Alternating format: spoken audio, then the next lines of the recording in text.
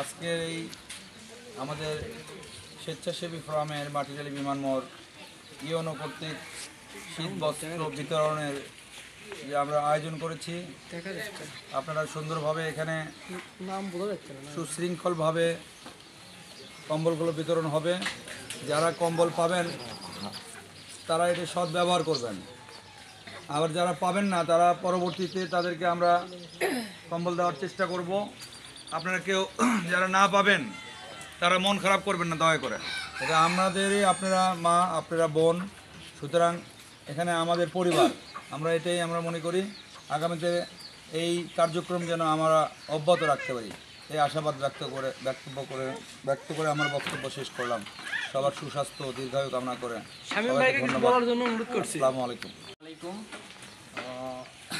আমরা আসলে আপনাদের পক্ষ হতে বলতে উপজেলা ইউনো আমাদেরকে যেটুকু অনুদান দিয়েছে আপনাদের জন্য সরকার থেকে, সেটুকু আপনাদের জন্য আমরা করতে পেরেছি।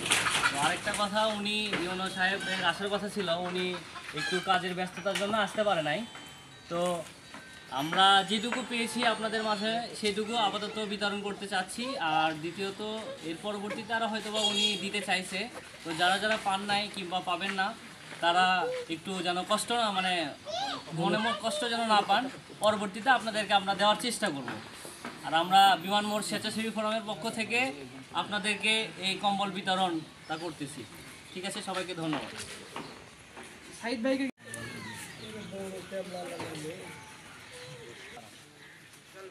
নুনবি এদিকে দেখো, চাপে আসো। ওইদিকে টাকা